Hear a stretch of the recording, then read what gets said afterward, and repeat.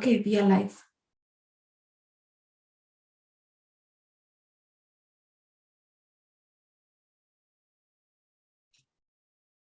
Good afternoon, good morning, good evening, everyone, from wherever you are. Welcome to you joining us from YouTube and Zoom. Please note that on Zoom, we have interpretation in French, Spanish, Thai, and Arabic, as well as closed captioning. The Zoom link will be dropped in YouTube as well. My name is Faye Macheke. I'm one of AWID's co-EDs. I have very bold blonde braids. I am wearing a black and white dress. It is very cold in Brussels at the moment. And I will hand over to you, Inna. Hello, everybody. I'm Inna Faye, pronounced she, her. I have the pleasure and the honor of being co-executive director of AWID, together with Faye. To describe myself, I have red hair with a matching lipstick and white, black glasses with a background of books and little Palestine flag. And the occasion for this really informal chat, and we're happy to have you all joining us for those 45 minutes, is the call for activities for the upcoming 15th AWID International Forum. And we just announced the extension for February 1st. So there's still a couple of weeks for all the amazing feminist groups, collectives, movements, organizations to submit ideas for activities. And we wanted to create this space to talk about plans and dreams and some frequently asked questions. But what we are most excited about is a few special guests dropping in and joining us today. Faye, do you want to reveal the mystery and share who will be joining us in those 45 minutes? Yes, we have some wonderful humans co-creating the AWID Forum with us. First up is Macha Ponen, I hope I'm pronouncing that correctly, a Thai feminist and activist for Indigenous and LGBTQ rights, whom we are extremely lucky to have on our Thailand committee. We also have Virginia Osana from Women Enabled International, who's a member of the AWID Forum's Accessibility Committee. So we can dive into what accessibility means at the AWID Forum in practice. Lastly, we have Happy Mwende Kenyili from Mama Cash, because women's funds and feminist funding for movements is such an imperative part of the AWID Forum. So we couldn't talk without that. To everyone joining us, please feel free to drop questions to us and to our guests in the Q&A, and we'll do our best to respond as we go. Thanks, Faye. It sounds like we're going to be in a very good company. So I'm excited to have conversations with all our guests. But before we jump into that, let's just cover some basics for our audience. And also a reminder to the audience that you're all welcome to drop questions in the Q&A box or in the YouTube chat so we can address those as well. So starting from the beginning, what is the AWID Forum and what should people know about it? Over to you, Faye. Thanks, Inna. First of all, you should know we're really excited about it, and we know that you are too. The AWID Forum is both a global community event and a personal transformation space. These are words we've heard from previous participants. The forum brings together feminist, women's rights, gender justice, LGBTQI and allied movements in all our diversity. It's a place where global South feminist and historically marginalized communities take center stage, strategizing with each other and allied movements, funders and policymakers to shift power, make alliances and usher in a different and better world. The forum theme this time round is Rising Together, and it's an invitation to engage with our whole selves to connect and rise together to meet challenges of these times. Feminist movements around the world are at a critical juncture. We know that there's powerful backlash and previously won rights and freedoms, to build and maintain and strengthen ourselves in solidarity. The forum is one of those places that we can transcend ourselves and transform the power imbalances and fault lines in our own movements, as well as strategize on external forces that continue to malign us. Together, we have a strong political voice. It's also a time of rest and joy, meeting long-lost comrades and friends, but also forging new partnerships and friendships. We will be having 2,500 in-person participants at the forum, as well as a further 3,000 online. The forum will be held in Bangkok from 2 to 5 December 2024. I just want to plonk in there and remind us that the call for activities has been extended to February 1st, so we still have some time. So your groups, collective, and organizations can plot, brainstorm, and apply. For those still not aware of what the call for activities is, Inna, can you explain what that application process is? Absolutely. And we really try to make the application process as friendly and easy and kind of not too time consuming, because we know that feminists and activists all over the world are very busy. Definitely too busy to be filling long forms. But really because the AWID forum is a movement-centered space. The forum program is co-created by feminist and gender justice and allied movements globally. So that means that it is through the call for activities that we are getting kind of the pulse of where the movements are in the world. And it's from the activities that you all suggesting and sharing that we are creating the program. So to apply is really quite easy. First of all, you can apply in a number of languages, in French, Spanish, English, Thai, and Arabic. And we hope to have many more languages at the forum itself. But these are the application languages. And there are also, in terms of accessibility, additional ways to apply if for some reason feeling the forum is not an option. And what we find really exciting about this forum and the theme of rising together is that it's intended to encompass the full range of the different thematic areas and intersections that are important to feminist, gender justice, social justice, and the different liberation movements. So it can be about whether you work on economic justice, on climate justice, on militarization, on decolonization, on digital and tech organizing, on healing, on bodily autonomy, any aspect of feminist movement organizing would be welcome and relevant. We also welcome very much a diversity of formats. So,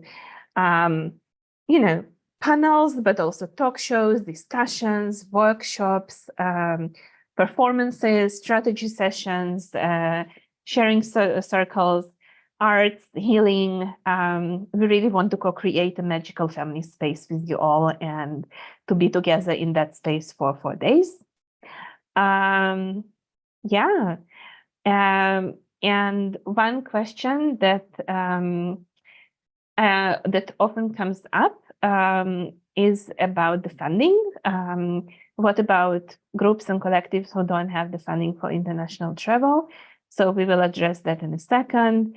But really just to say that the process to apply is a short and simple form that is there on AWID website and should be quite easy and quick to fill. So we're really looking forward to all your fantastic ideas. We've already been receiving lots of them. So thank you to all who applied already.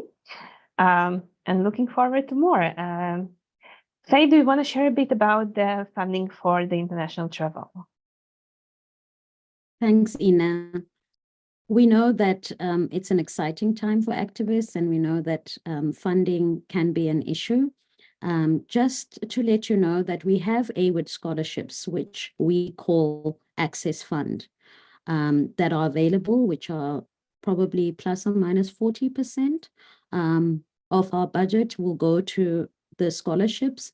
So you're welcome to apply for your call for activities, and if selected and still needing scholarships, then there will be funding available for that.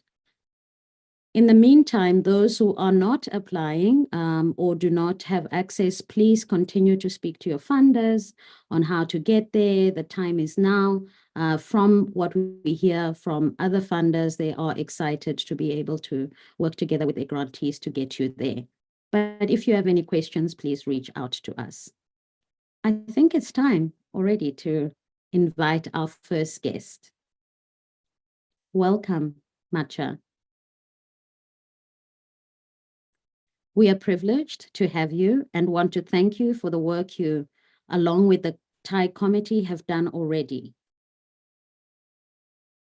Thank you so much, Faye, and also Inna. My name is Matcha Ponin. I define as ethnic minority, indigenous people, lesbian, and also a trail runner. I have been working with the indigenous communities in the Thai-Myanmar border for nearly 2 decades. I would like to also talking about today the context of Thailand and also the indigenous movement and LGBTIQ where I belonging to. Hope my experience and also my point of view will fulfill this conversation today. Shall I just talking about it? Yeah, welcome, Matcha. Absolutely. I will ask you to start with a quick visual description of yourself. And I think it would be great if you want to start also just by sharing with us in the audience what made you interested in joining the AWID forum process and what you are excited about. As you saw myself today, actually I dress up with the indigenous clothes that made by our indigenous community that impacted by mining company. I have a rainbow flag in the back of my that my identity, and also being a part of the AWID that we're going to have the forum in Thailand is a wonderful experience because we have been waiting for the most inclusive space for connected with a feminist movement globally, as we have been isolation because of the COVID-19 situation and also the barrier especially during a time that anti-gender justice movement is stronger globally and also nationally, even like the community level, we also impacted by that. Therefore, the AWID Forum is where we are rise together, is where we come together. At the Thai committee, I am really privileged to have been working with all of you, but on the other hand, ensure that the Thai will be benefits from this inclusive forum so that we can learn, we can connect it, and we can be a part of a very strong global feminist movement. Yeah, thank you. And I think this is also where we get to ask you, what would you like the global feminist movement to know about feminist and LGBTQI movements and organizing in Thailand? Because it's really, interesting what you say also about the isolation. Of course, there was the COVID period, but there are so many different international convenings and meetings happening in Bangkok, but it doesn't mean that people actually know a lot about the realities of movements in the country. So what are the, 1, 2, 3 main things you would like the global feminist community to know? Yeah, I think in order to understand the Thai context, we also could understand, how the isolation between global North, global South, and how we be connected. First, I would like to talking about the context, the challenges faced by our community, included indigenous people and also LGBTIQ. As many of you acknowledge, in Thailand and globally, we are still lack of acknowledgement and recognition of indigenous rights, included Thailand.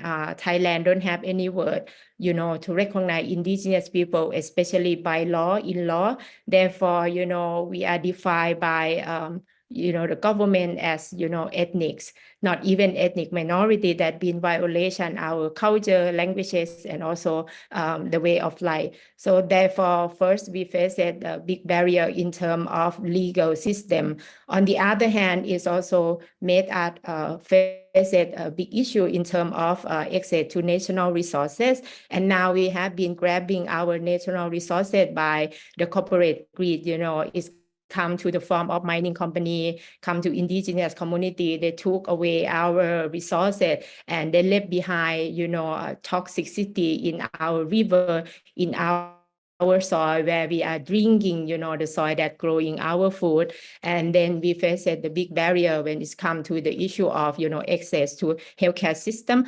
And access to the school and violations, towards the gender injustice, towards the woman because of the gender injustice. So all of that made indigenous community in this context face a very difficulty. But then when we need to advancing our right, we need to go to Bangkok. We need to, went to Geneva so that the people can hear our voice. So I think it needs more resources, it needs more understanding, it needs more time. But when it's lack of resources, access to resources, it's such a very difficult for us.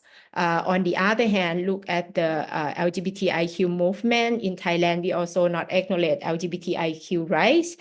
We are not, criminalized by law, but we are not being recognized by law. Therefore, access to gender affirming care for the trans and non-binary community is still very difficult, or marriage equality is impossible in Thailand. My wife and I, we are 13 years together. My daughter, we couldn't adopt for 12 years, and we have been fighting for Marriage Equality Act in Thailand for 10 years now. But because of lack of democratic developments, and Thailand is under the coup for 10 years. After that, we have the new government, but it's still lack of, progress in terms of development law and policy. We still struggle. All of that come to the conclusion that in this context, how we can, nurture intersectionality feminist movement that allow our LGBTIQ movement stronger, indigenous movement stronger, but more importantly, it's more inclusively, and, it needs to be like somehow it needs to be connected. Some way it needs to support each other and show the solidarity. What our practicing to nurture the intersectional feminist movement, first we need the education. And what's the most important for us is feminist education, how we can nurture the child, to understand the gender justice that need to be grounded in the family level. Can, ensure that the school is inclusive for indigenous community, for LGBTIQ children. We need to, involving with the education sector and ensure that, our children are safe in the school. But also last but not least, so many of our indigenous women, some of them never go to school because of the impact by the armed conflict or lack of resources, and they face poverty. So we also establish the indigenous school to ensure that women have the safe space, they can come together and they can share the experience, and from the experience live reality. So they demand, the justice in the, community level, family level, and also government that need to be protected our women. Secondly, we still lack of, tool and knowledge that allow our experience to be, highlight, to change the mainstream that against our rights. So I think both indigenous community and LGBT community love the database, but it's not enough, because in order to change the narrative, we need, the storytelling from the people who impacted the most by land grabbing, by impacted of the business activity, by the human rights situation. Last but not least, we need to also, when we come together and our space is inclusive, our aim is to, develop the collective advocacy. For example, in Thailand, now we have been talking about marriage equality, and, we have been talking about indigenous that need to be acknowledged by law. So that show clearly that in somehow we acknowledge in the indigenous movement, there is a lot of people like me who are defined as LGBTIQ. Where is our representation? Where is our voice? Is addressed in the movement, in the law or not? This is the question. And if we need that, how we can make it, we doing it, meaning that we have the representation, we have the voice, but also when we talking about very difficult situation, the government, the movement need to be respond to our need and demand. Last but not least is the movement. The movement need to get support, need the resources, and the people who are the most marginalized community need that. For example, now, I was involving with the parliaments and they have no resource for me. And if I want my issue to be visible in the government, table, I need to go to Bangkok. And if my organization don't have resource, meaning that our issue maybe is not there. So I think all of that, the conclusion is that, we can rise and come together when we acknowledge that we are so diverse, and the people who face that racial discrimination, ethnicity discriminations, or indigenous identity discrimination need to be in these spaces. And LGBTIQ also, faces a lot of, violation. And when we come to the platform, when we come to the forum, we need to ensure that we will be safe and our representation will be equally with all. So that's my... Thank you. Thank you much. And actually one of our questions in the Q&A box saying thank you for sharing. So you have some appreciation from the audience. And there is also, and it comes with the question on how AWID will help marginalized and criminalized participants to join, which I think really connects to how we want to continue this conversation. So Faye, over to you. Thank you, Macha, for joining us and for articulating those struggles. In the few minutes that we have, we know that it's a shared struggle, and the convening or the forum will allow our struggles to be seen and heard in our own space. And as you said, being in a safe space is very important. Thank you so much. We're excited that the AWID Forum is coming to Thailand, and we're deeply appreciative and grateful to Thai activists and yourself for the warm welcome and hosting the forum. I see that we have two questions, which I will frame into one, and we want to try and answer as we go, and please keep them coming. The first question is, the current AWID forum to submit a proposal does not suit the type of proposal we have with our partners. The form is intended for single sessions or workshops, while we want to organize political and cultural 3-day cafe hosting, a number of collaborative activities. Is it possible to accommodate our proposal, and please advise? The next question, which is related, is what would be a strong proposal for the AWID forum? Can you describe some of the qualities it should have? Over to you, Inna, to just quickly answer that before we welcome our next guest. Yeah, so basically, if so yeah, I think that's a these are really great questions. I think in terms of what is a strong proposal, we really have tried to give some tips. And if you look especially at the section on the website about the call for applications, about what you need to know, you will see that priority is given to activities that facilitate and encourage connection and interaction among participants. We really encourage cross-movement, cross-regional, intergenerational encounters, but we're also very much open to thinking outside of the box. So please do use the application form, but if you would like to offer something that is outside the box, there is a space in the form to share more about that. And if that is something that's possible to accommodate, then we would absolutely love to do so, but that's of course within the constraints of a program for a few thousand people. So we'll do our best, but we really, really don't want to limit any creativity. So please do share your ideas with us. Thank you, Inna. Keep those questions coming. We think there's some more, but before we answer those, I'd like to welcome Virginia from Women Enabled. Welcome, Virginia. Hello, everyone. Thank you so much for having me. I'm so honored to be here today with you all and with advocates such as Matcha and Happy. It's an incredible honor. So thank you so much. Virginia, would you like to describe yourself? Yes, I am a Latina woman with mid-length hair, and I am wearing a black turtleneck, and I am wearing red lipstick today, just for you guys. I'm also wearing those transparent glasses. I am a woman with a disability myself, and I am from Argentina, but I am now in the UK, and I am talking to you from my house, and I have a big sort of Narnia style wardrobe behind me.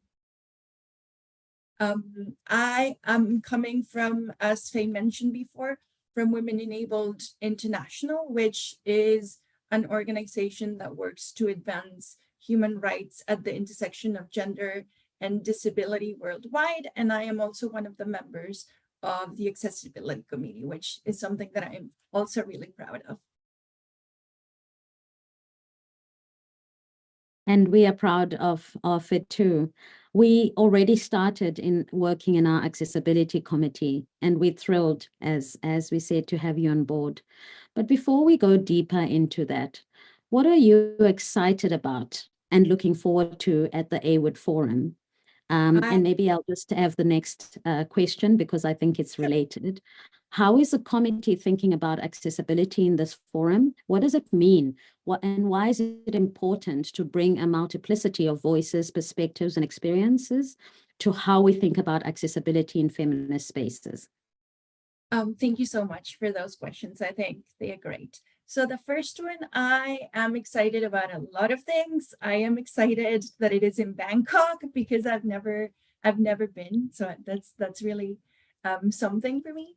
But the thing that I am most excited about is the opportunity to connect and build community with other feminists and other advocates that are working in the gender justice field, but particularly advocates that are working from different perspectives from my own. So for instance, the fact that we will be able to connect with people that are working in digital rights or people that are working in climate justice, I think that is something that really excites me. And also I am excited about the opportunity that this means for my community, for feminists with disabilities like myself, because it is an opportunity to not only showcase the incredible talent and the passion of our community and the leaders of our community, but also to show that we are here, we're doing the work, and we're happy to be doing the work.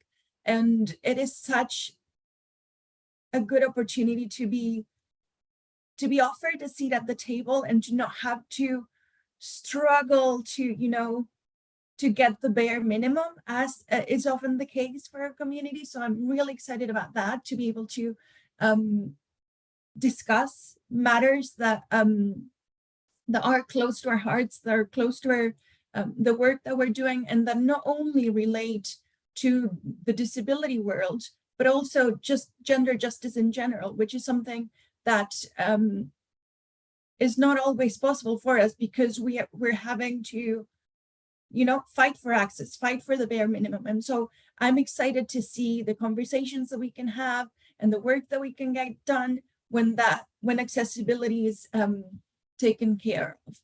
And related to that, the Accessibility Committee is taking its work very seriously and very thoughtfully.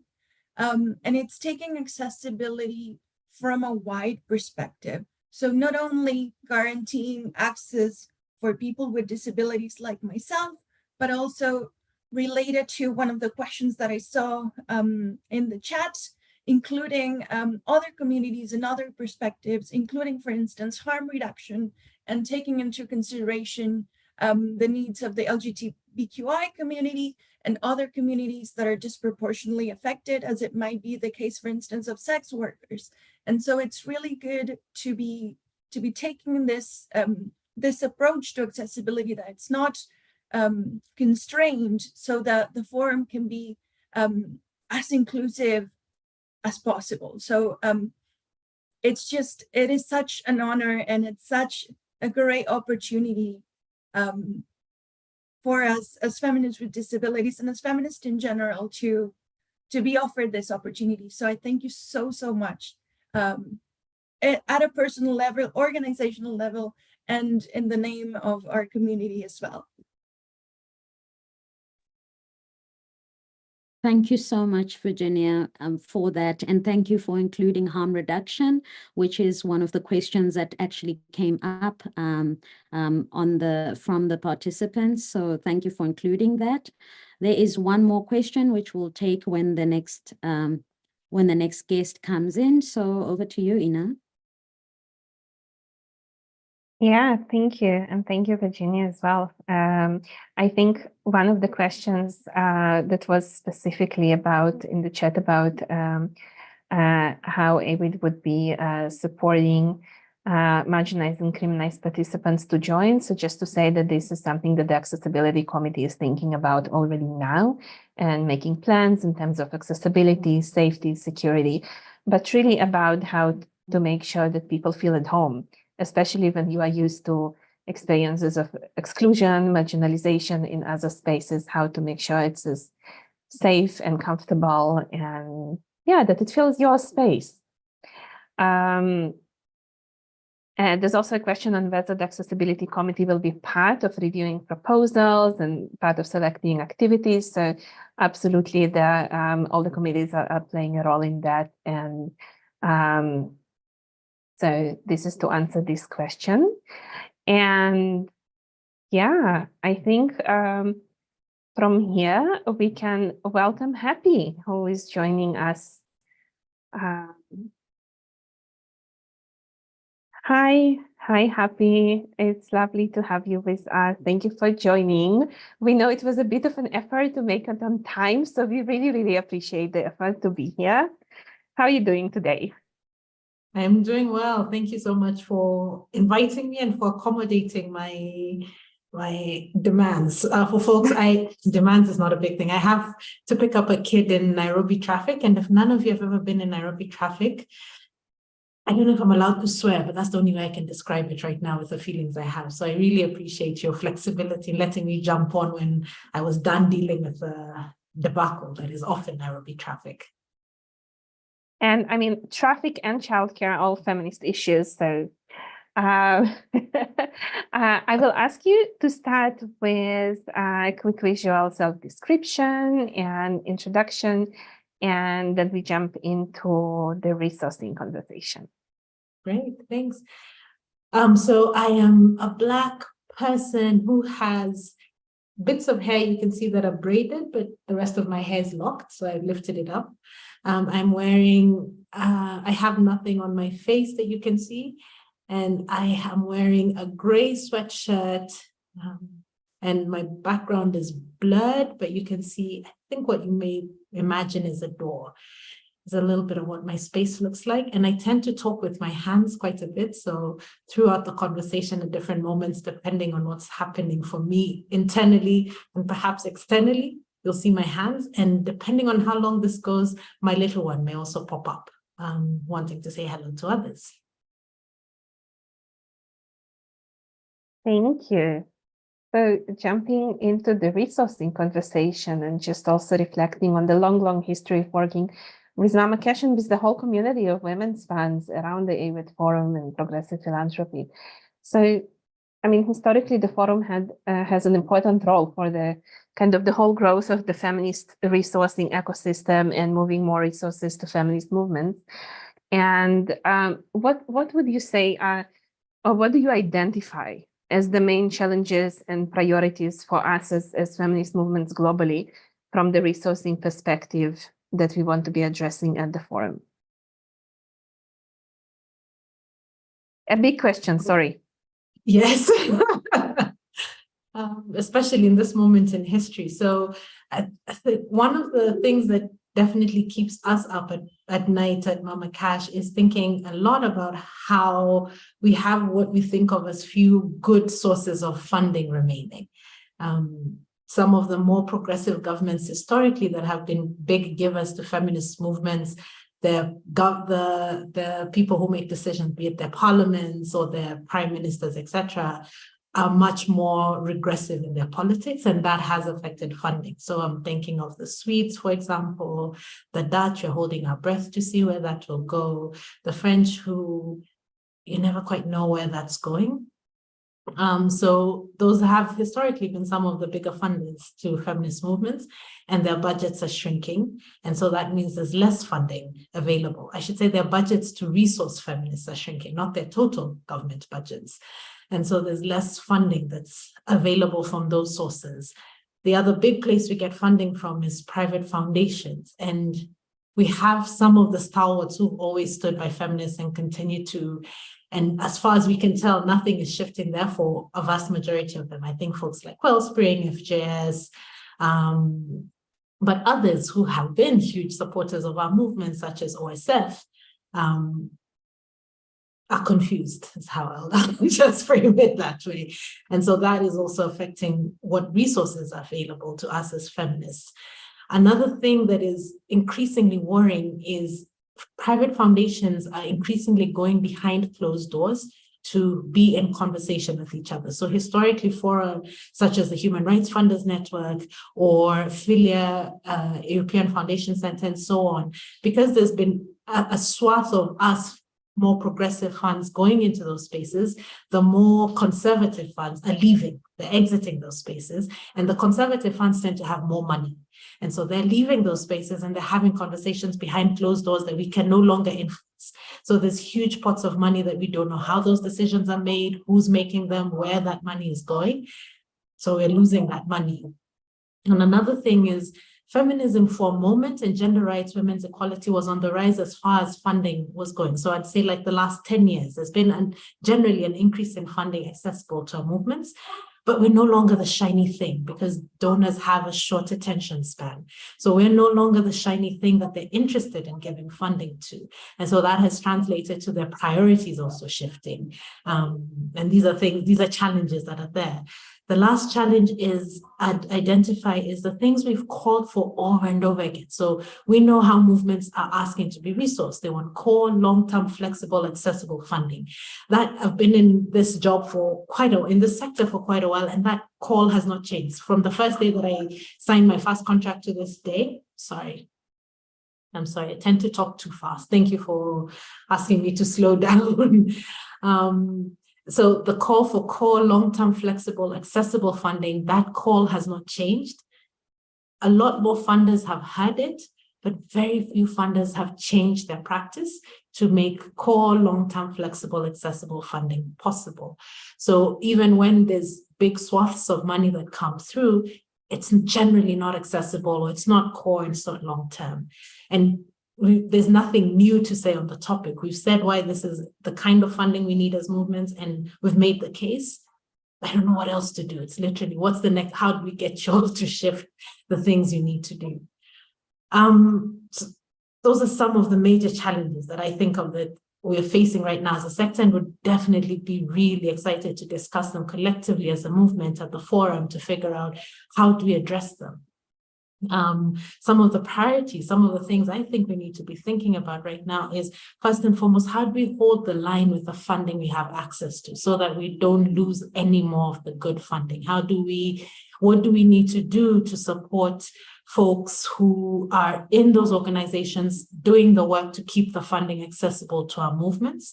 How do we support them? What do we need to do to hold that line? Because we cannot afford to lose more money collectively as a movement. The second one is, how do we unlock new sources of funding? There's some trickles that are coming in, but they're really small trickles compared to the floods of funding moving out. So I think it's important for us collectively to think, okay, who knows who, where, and how can we access this kind of decision maker there to make sure that we're able to get more money coming into our movements. And the last thing is, how do we make sure that we're getting more money to the communities themselves in the front lines who are doing the work to keep building just, bountiful, and beautiful worlds. When I think of us at Mama Cash, for example, every year we get over about 2,000 applications each time we open a letter of interest window for people to apply for funding. Over half of those groups are eligible for our funding, and we can only fund about 1% of them. So what we're able to fund, the need completely outstretches our ability to fund, but the need is real. And we keep saying this over and over again. It's not that Mama Cash is the only one to fill this need, but collectively as a movement, how do we get more money to the folks who are doing the work? And I think that's something we all need, again, to be thinking about together, because it's not going to be solved by one of us. So for me, these are some of the things we could be. I'd love to be in conversation with others at the forum to figure out how do we unlock the floods of funding that we know are there? Like, the money is there. The question is, how do we get to it? Thank you, Happy. You raised such important nuggets there of why we need to be together. As they say, we don't have a money problem, we have a distribution problem. And hopefully we meet and we can plot. And talking of that, why is it important then to fund activists to attend the AWID Forum? Because the AWID Forum rocks. Is that reason? But I deeply, deeply believe in the ability of community to change the world. And the AWID Forum is one of the few remaining places I know where we can gather as a global feminist community to commune with each other, to break bread with each other. I saw somebody asking how formal or informal is it? Is to dance, hook up. Yes, hooking up is strongly encouraged. Just have fun with each other. Just be joyful with each other, because it's from that source of joy, that seat of joy, that the revolution will come, and we will be able to build these just, bountiful, and beautiful worlds that we care so deeply about. And so being in community with each other in the messy, beautiful, complicated, nuanced, expansive ways that we as a community, that's how we do it. That's how we do the life-changing work we need to be doing. And that's why we need to fund feminists to go to these spaces. Otherwise, it's just the three organizations who have funding available who go to them, and we see the same three faces talking to each other over and over again. That's not it, right? Like, there's such untapped wells of possibility that exist within the global feminist community. And we need to put resources front and center to make sure people come together, and in the beauty of our connection, tap those wells of possibility. So that's why we need to fund them. I don't know which funders you want me to go make a pitch to, but I'm happy to, because we got to get ourselves to this forum, ourselves in the most expansive way possible. Thank you, Happy. And talking about the forum and getting ourselves to the forum, for first-time people that have never been to the forum, that have been to other convenings, you've already talked about the joy, the plotting together, and there are many, many convenings we know, smaller, bigger convenings that are happening around the world. How is the AWID Forum different from other forums? Can you describe for activists who haven't been there before? You've already said that we'll have joy, and they're asking, are they party or rest places? Is it formal? But maybe more importantly, how is it different from other forums?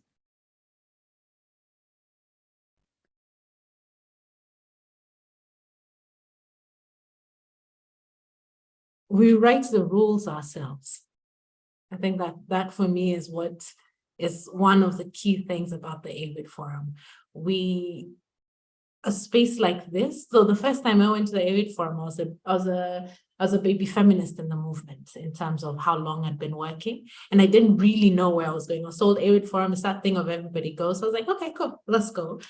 I wouldn't say where, because that will date me, but I was a baby in the movement. And I'd been by that time to a couple of different meetings, most of them donor meetings. And I had dressed accordingly, I'd packed accordingly, right? You know, you wear your nice t-shirt, maybe a nice pair of pants or something, because I thought I had to be formal. And then I met people who were I think one of the first sessions I went to was a session organized by, I want to say, CREA, around sexual pleasure. And I was like, oh, we can talk about these things. And not in a singular way of, oh, everybody must have sexual pleasure, but there's folk who are like, why is this important to me? I would rather be going to talk about how do we dismantle capitalism. And there's a space for those people who want to talk about dismantling capitalism.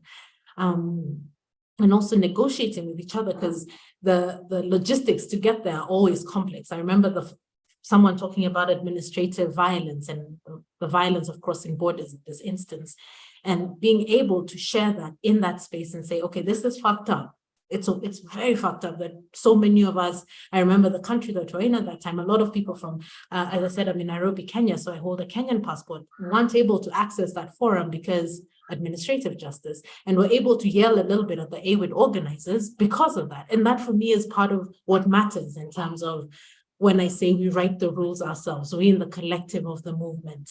And the sessions that we put in there, the conversations that we have with each other, the space to fight with each other in love and build with each other to a better tomorrow. Like, all these things are, it's truly what we make it, how we make it. I remember the last forum in Bahia, there was all this conversation about how at every AWID forum, it always ends with a march.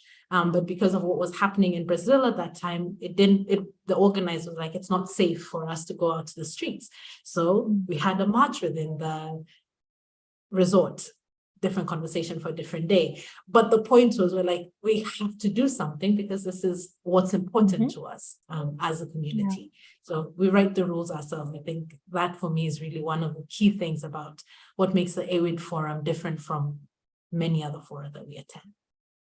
Thank you, Happy, for answering all the questions we're getting. And I was about to ask Matcha to join us on camera as we are approaching the end of our time together. So thank you for jumping in.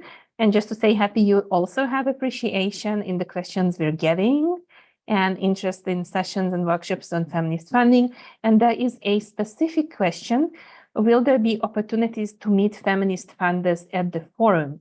And the answer is absolutely yes. And we will be working really hard to make sure that there are interesting and comfortable formats to interact with funders, to approach them, to have conversations, to challenge, to have meaningful interactions. And not only feminist funders, we also really hope to be able to engage funders who will become feminists after the forum, even if they haven't been before. But we really want to be extending the world of available resources to the movements. And yeah, I think we covered quite a lot of the questions. The question on the party, I think, is very clear. It's a very important question. There is definitely going to be an amazing party. And there's going to be, and there is a reason that healing is one of the pillars of the forum theme, because it's a need that we have heard from many movements, and there will be spaces for rest, for healing, for different types of exchange. There will also be fast-paced and intensive conversations, and there will really be a diversity of those spaces. Yeah, it looks like we covered quite a lot. Faye, what do you think? Yeah, I think we covered quite a lot. There's one question that I think maybe we can talk a little bit about and to end the session. But before that, please go to our website, check out the AWID Forum stories for those that haven't been. Check out our call for activities, as we said, and remember the extension is until February the 1st. And of course, join as an AWID member. You could see the passion from all our speakers, but also joining this community where I think we say, come as you are. You are accepted as you are. And it's important that we are in community and, as Happy said, breaking bread together. The question around how is the decision-making done for call for activities is here. Inna, do you just want to give briefly very briefly an answer to that. Yeah, just to say that there is a participatory process. So we are building a really fantastic committee of activists from different regions of the world, different movements, different types of knowledge and experience to be part of making the review and the selection, so that it really reflects the diversity of and the richness of the struggles. I'm also seeing we're getting more questions. We will not stay too long over time, also with a lot of appreciation to our interpreters and the time of the audience. But there were a couple of questions about what a good proposal would look like. And we hope that on the website there's some instructions to give you that direction. But I think we also really want to hear from you, from activists, from movements, what are the kind of spaces that you want to create? And I think as long as it's interactive, as it's engaging, as it has space for genuine connection at the forum and the kind of reality you want to create, I think that is great. And perhaps it's also wonderful as we close to hear from Virginia, from Maciej, if there's anything you want to add in closing, and then over to Faye. Should we follow the same order, or how do we? Yeah, just go for it, Virginia. Okay. So I think for me, this was a really great session. I loved hearing from Maciej and from Happy and learning more about their perspectives at the forum. And one thing I would like to highlight, and it's why I'm so happy the accessibility committee is working and it's accessibility is being taken into consideration, is that accessibility is a human right and it's not an optional add-on. And there will be no gender equality without disability inclusion. And so knowing that this is being prioritized at the forum makes it not only a safe space for us to, be like excited to be a part of, but also we're going in there knowing that it will be a space where we can make actual change happen. And so I am extremely excited about everything that's to come and so excited about the work that we're doing together. For my side, you will come to Thailand and, the food is great. The people are one of the most countries that welcome. And we are not the paradise for LGBTIQ, but actually it's safe for our community to come to Thailand. And the most importantly, I think I wish that we can build a really strong movement in terms of collective care and wellness. I think this is where we can practicing it as well. So I am a trail runner. I run 50K, but also I will, maybe organize more activities in the morning. If anyone want to run together, or walking together in the park, I will be, one of, facilitation for that. So I think that's how we can warm welcome all of us and also build a really strong movement. And as the Thai person, I think this is the most important moment for us to, to join the global movement deeply and rooted in Thailand, because we faced the anti-feminist in Thailand as well. So I think this is the way how we can change the narrative, and that will be the most meaningful for us as the feminists. And most importantly, the young feminists, we wish that they can, join in terms of numbers, and also issue will be acknowledged. Thank you so much. Thank you. Happy, over to you for any closing.